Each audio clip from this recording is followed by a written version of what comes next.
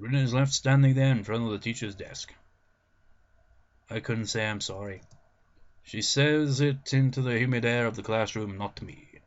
But since the room won't answer her, I will have to. That was unfair of him. He was angry, but still. I can't decide how to end my sentences. Disdaining the teacher feels like disdaining my own behavior from 2 days ago. Stupid, but correct in hindsight. Rin wouldn't answer, staying petrified where she stands, so I woke up to her. She stood up for herself in a way I didn't expect that. I can't determine whether it's unbecoming or not, but either way, she did it. Against me, she never did. I sort of wish she had. Maybe I would not feel as bad then. Lately, it really seems that I've been wishing for all kinds of things. Rin? Go away. Why? What are you saying? You're angry with me too, right? I thought you were my friend. I thought he was too. The voice is unlike I've ever heard it. It's bitter, sharp like needles, and she keeps staring pointedly at her toes. I don't think it's about that.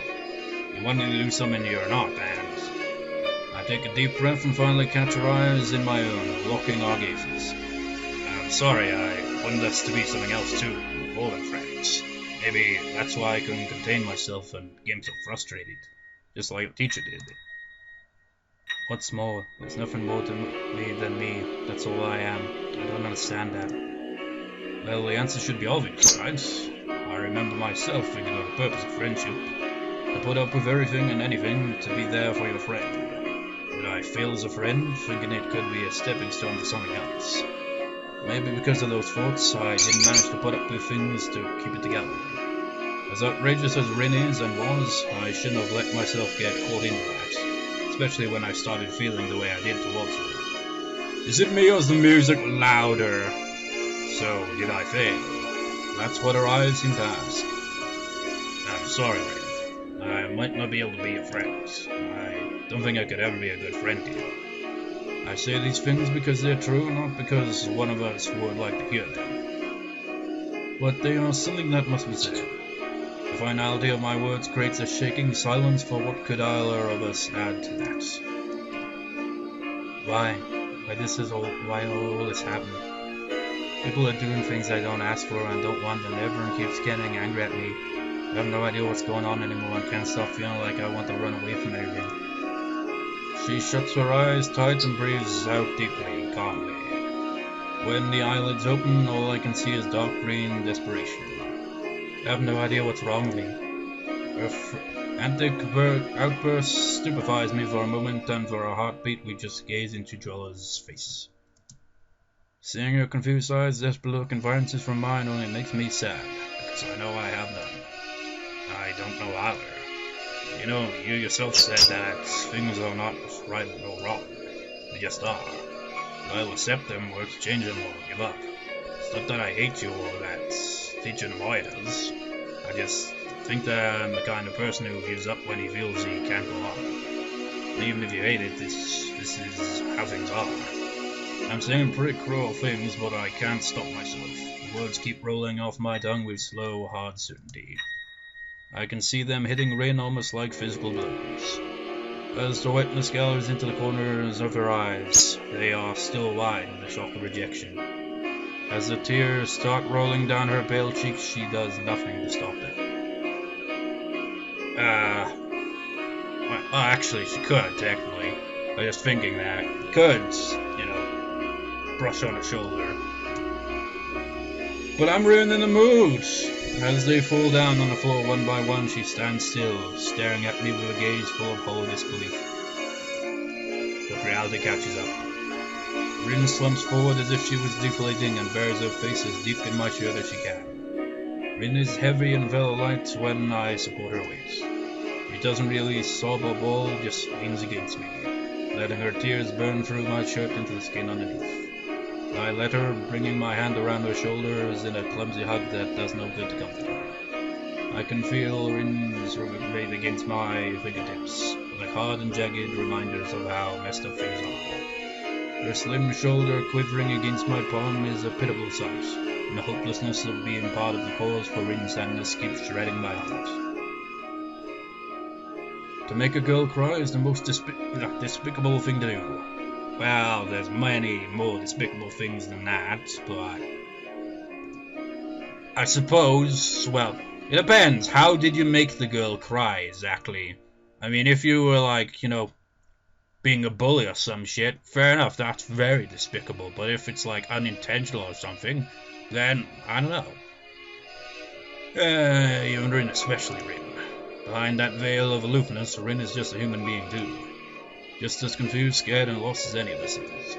Most of the time, it seems that there is no rhyme or reason for what Rin does and says. But for once, what? No, you don't do that. I'm pretty sure, yeah, Apple, you were trying to be like, oh, update, and I was like, no, denied. Anyway, most of the time, it seems that there's no rhyme or reason for what Rin does and says. But for once, I think I really understand how she feels. No words can express it, and no words can make it better. So, wordless, we stay, quietly waiting for her tears to run out. Time passes agonizingly slowly. Even the lazy specks of dust floating in the air seem to pause into a standstill. The obligatory wall clock is ticking distractedly from above the door. I decide against counting the seconds because it would make them feel longer. Eventually, Rin stirs little and still, smothering herself against my chest, smothers into my shirt. Let me be here for a while. Please, Hisao. Just give me a little while. A soothing deluge spreads into my conscience. The knowledge that while being here for Rin is all I can do for her. That's all she wants right now, even after all we've gone through. It's scenes like this that makes me wonder how it's gonna be like with other characters in these type of scenes. I mean, I'm kind of ruining the mood a bit and all. Kind of do that a lot. But I've got to voice act every character. I mean, I don't have to at the same time. I could just like skip through their dialogue. But then, what would even be the point of helping it?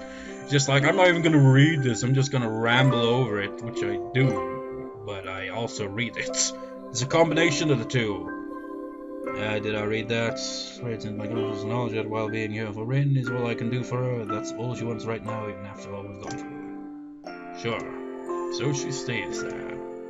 But I still can't bring myself to draw her closer, so I can embrace her properly. It's because doing it would just make me feel so sad that I don't know if I could bear it. The realization that we might never really be able to become what we want to be for the other crystallizes into my mind as a diamond heart enlightenment. A pang surges through my heart like an electric shock. It's painful. This clarity hurts. What can we be for each other? What meaning is there for us to desperately cling to each other even though it seems so futile? What should I say to Rin? How to make her feel better? I do not know any of those things, and I fear knowing them would only hurt more. Forcefully, I push all of that out of my mind because I don't want to be thinking of the hurtful truths. My thoughts calm down soon enough. The sadness disperses until all that is left is me and Rin and a tender feeling of her warmth and softness against my chest. When did I fall in love with her? I can't remember, but I'm certain it was way before the warm touch of her lips on my own on that orange-colored afternoon when she was sick with a cold and I went to see her because of unclear reasons. How didn't he catch a cold then? Her carefree attitude, the air of alertness around her, all the things that make Rin herself, those things captured me with irresistible force. The way she could take in anything and everything given it only the value she herself placed, weighing all things fairly and without prejudice, seeing the world as she wanted. This is something I could never do, and Rin was probably more of a muse to me than anything ever was to her. She seemed to face me. She seemed so free, to me. Truly a free spirit, while I, constantly worrying about everything, seemed so inhibited that it was almost embarrassing. That's why I latched so tightly onto Rin, trying to get inside her world that was so different from my own bleak life. For I noticed that irresistible force had pulled me dangerously close to her, but it turned out to be way too alien for me. And I'd forgotten Newton of all things. The gravitational force is inversely proportional to the square of the distance between the objects. So if two people feel something for each other, even though feelings are not governed by the constants of the universe, I can't help thinking that for some time now I've been a satellite to Rin's brightly shining planet. Planet Rin. Welcome to Planet Rin. We have, randomness. Wait, no, that's my channel, isn't it? Well, it's my other channel anyway. I have that as, what do you call it? Man, I always forget shit when I'm trying to say something.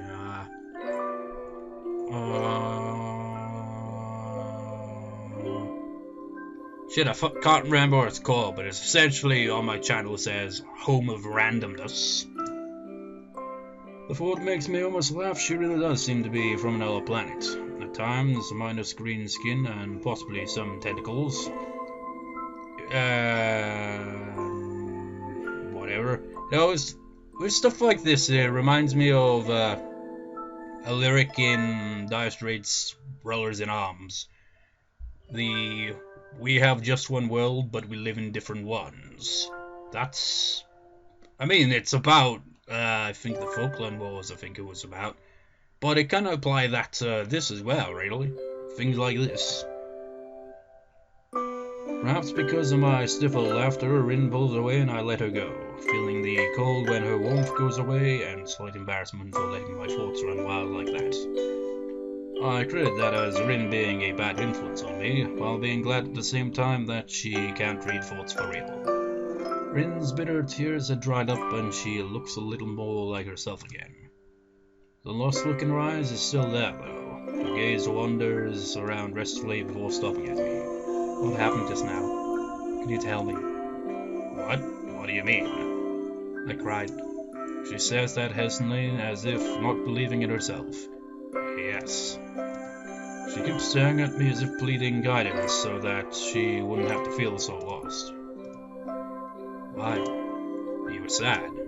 Is that what you want me to say? But isn't that obvious? I don't know, it feels weird to cry. Well, I don't believe it. I mean, everyone does that. It's, I bite my tongue before I finish my argument about normality.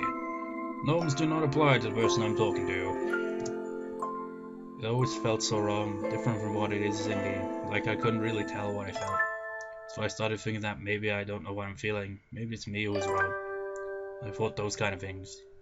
I thought that pain was enough because I felt that I did at least that right. That all that is inside me could become a picture if I tried really hard, and it could. But it doesn't feel like it's enough anymore, because if nobody else can see that, I will still be alone. Was it wrong to try? Everyone got really angry at me for that. I've rarely heard Rin say this much at once before. Once she finishes, she simply shuts up, looking so neutral that it's hard to believe she just said what she did. I don't know what to think. Rin was desperate for someone to look at her paintings and somehow see right through them into her soul, to understand her feelings, because she felt she could not express them in any other way. You know, sometimes I think the same way about music, you know, just like I'm bad at expressing myself, so I think that kind of way when I'm playing music sometimes, just like...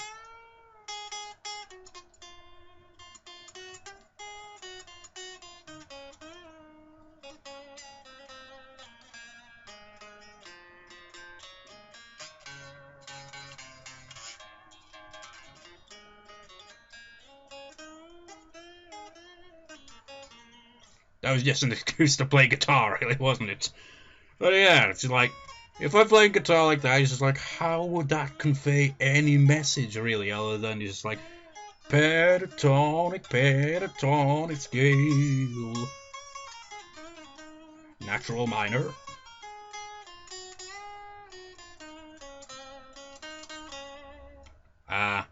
harmonic minor,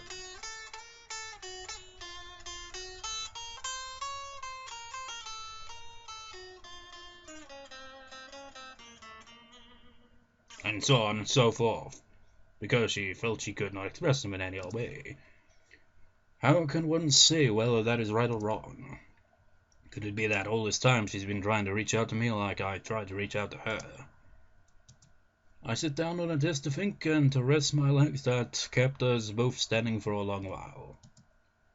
You know, when I read a good book or look at a starry sky or whatever, sometimes I too feel something profound like, shit, I don't know how to describe it. But the instant I try to put it into words, I was playing it wrong. I screwed up that time. But anyways, whatever he's talking about. I was gonna have my fingers right in place so the next time I come around.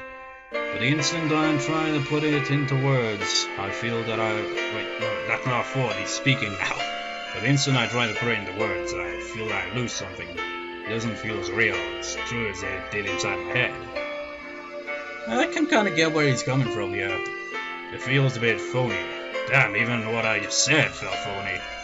The offer of smile is meant to be between funny and self-deprecating, but Rin doesn't react. Anyway, it might be that nobody can ever express their true feelings so that others understand. Reality has no chance of living up to what someone has inside their head. Nothing can match that, not even your opinions, except maybe for you. But I suppose you can't keep everything inside. You'd explode for real then. What I'm trying to say is, I don't think it's wrong to express your feelings, even if you use painting as your conduit or whatever. You just can't expect people to understand you any better than they would if you did it any other way. In fact, you can't expect people to understand you at all. It's because everything's so subjective, you see the world the way you do, but it's different from everyone else. But isn't that terrible? I guess it is in a way. She frowns, looking probably as quicken as she can. This is not much, but it's enough for me to understand that Rin is not particularly happy. Well, no shit. I think it might make me sad after all. Yeah, I know. I wish I could do something to help it. No, I want to wait until it starts to loop again before trying to play that.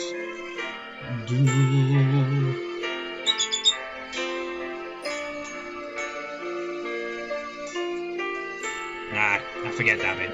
I don't think I sound bitter, even though I am. This is my problem.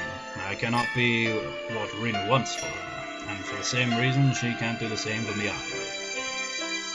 She makes a difficult face, carefully trying to pick the words and that she wants to say.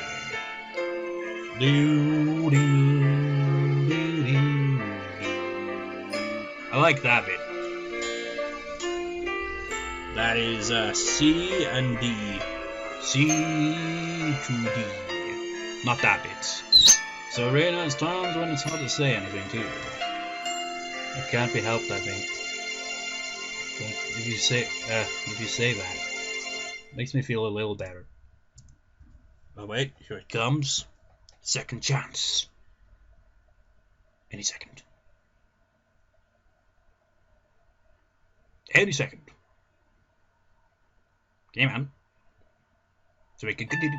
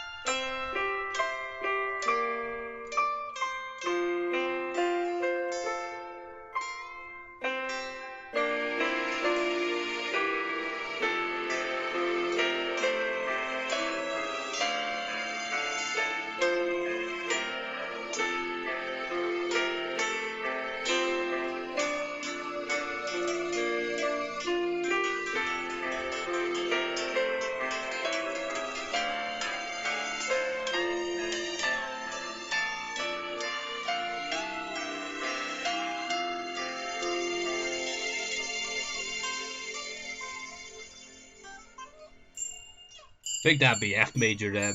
It's funny how... yeah, that was irrelevant, wasn't it? It's funny how some seemingly irrelevant things are the most significant ones at times like this. Yeah, playing along to the music, that was very irrelevant to the plot. Stick to the cutscene. Like how Rin's voice is very, very small, barely audible when she says that. And how even her short bangs can cover her eyes when she looks downwards. And how they can't cover the deep red color rising on her cheeks and all the way up to the tips of her ears. Holy shit, her face does actually look a bit on the blushing side. Or was it always that way? If not, well, that's neat. Sometimes in visual novel and stuff, when the character blushes, like, you can't even tell, really. Like, sometimes you'll just have them blush so often that it's just like, I don't know. Well, anyways, they turn into a very interesting shade of red. A deafening silence follows. I suppose it does make it interesting because Rin is not really, the one type of person that really makes much facial expressions.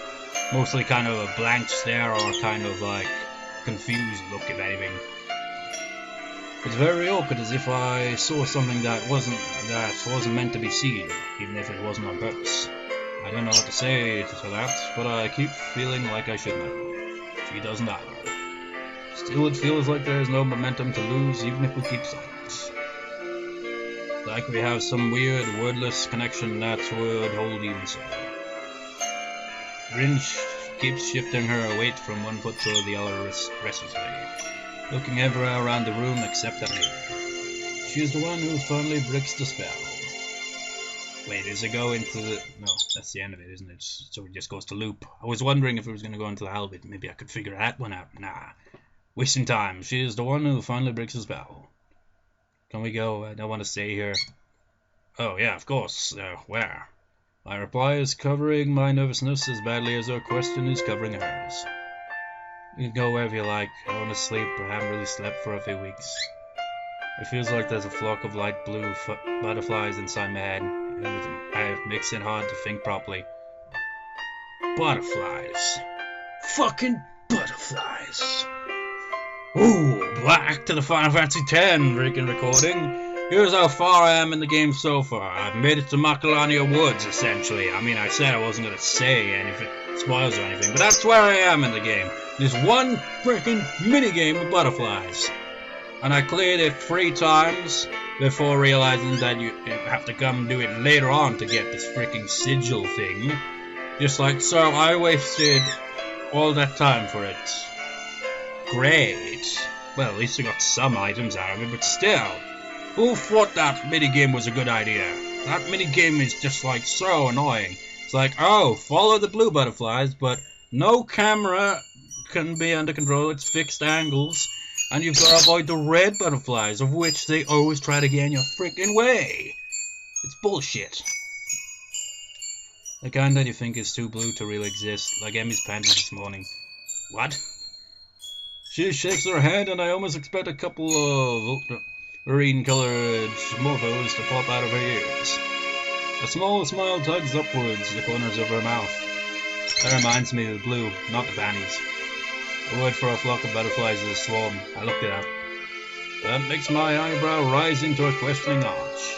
Now, why don't you use it then? I like the other word better. Why look it up in the first place then? Then you should use it, right? She nods in full silence, her gaze is keeping mine to the side, attracted by the dark orange sunlight reflecting from the windows. We stay like that for a little while, me silently looking at her, silently looking outside the window. Hey, you alright now? She glanced at me from the corner of her eye, looking wistful again. The sunlight's reflection doesn't betray any more of her inner feelings. I'll need to think about that. I want to continue this conversation, grasping at those straws that she finally revealed to even exist. But Rin is looking out of the window so absent-mindedly that I know she won't be responsive in any way that would make sense. It's like some kind of defense mechanism of hers, to avoid being sensible. Her mind is like a butterfly in itself, always fluttering somewhere away whenever it's stirred. I can relate, like I said, about, in social situations, it's like I just kind of shut off somewhat and just space out. And again, all I can think is social anxiety. It's like a really confusing thing. It's just like, I'll just be like, why can't I join in on this conversation? What is preventing me? Is it... What reason? It's just one of those things. It's like... That's the thing with stuff like social anxiety. If you just try to, look at it logically, apply logic to it, you can't! It gets thrown right out the window. It's like, just one of those things that doesn't make sense, but it just is. And it sucks. Just when I thought I could see behind her veil, she jumps out of my reach again. Maybe that's just how Rin is. Maybe that's something I should just accept to get some peace of mind. Okay, I'll walk you back to the dorms then. Thanks. Really. The empty hallways of the school, devoid of its students, feel very lonely. Less than 1 hour after the summer vacation began, the building seems to be deserted, and all that intrudes on the stillness of the hallways are our footsteps. The change is sudden, but it shows how the building is just an empty shell, dead without its students and teachers. It's as though the school has become a private world for only the two of us, a desolate place filled with silence and chalk dust. I think I have to change. This feels nostalgic, she says out of the blue while we walk down the staircase from the 3rd floor, still managing to feel like she is mirroring what I was thinking just before. That's what people must do sometimes. That's the last thing we say to each other that day, even though there would be so much to talk about. And even those words drown in the all-encompassing silence, disappearing into the stagnant air as if they were never said.